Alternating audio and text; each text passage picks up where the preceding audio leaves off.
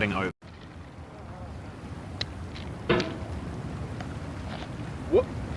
There's no feeling more intense than starting over. If you deleted your homework the day before it was due, as I have, or if you left your wallet at home and you have to go back after spending an hour in the commute. If you won some money at the casino and then put all your winnings on red but it came up black. If you got your best shirt dry cleaned before a wedding and then immediately dropped food on it.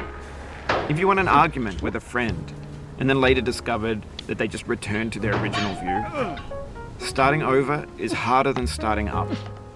If you're not ready for that, like if you've already had a bad day, then what you're about to go through might be too much. Feel free to go away and come back. I'll be here.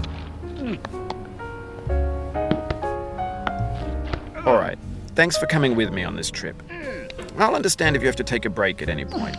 Just find a safe place to stop and quit the game.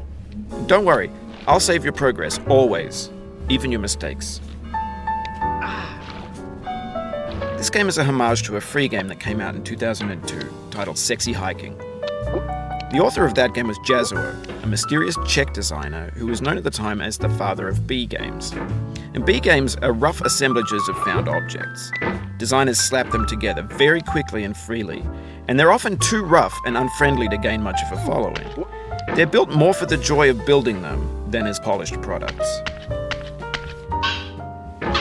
In a certain way, Sexy Hiking is the perfect embodiment of a B game. It's built almost entirely out of found and recycled parts, and it's one of the most unusual and unfriendly games of its time.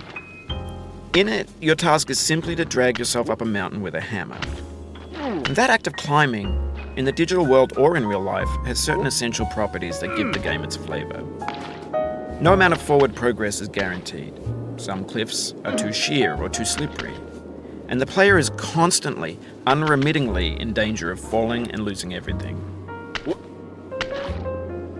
Anyway, when you start Sexy Hiking, you're standing next to this dead tree that blocks the way to the entire rest of the game. It might take you an hour to get over that tree, and a lot of people never got past it.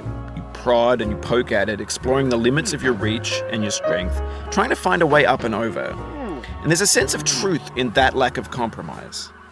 Most obstacles in video game worlds are fake. You can be completely confident in your ability to get through them once you have the correct method or the correct equipment or just by spending enough time.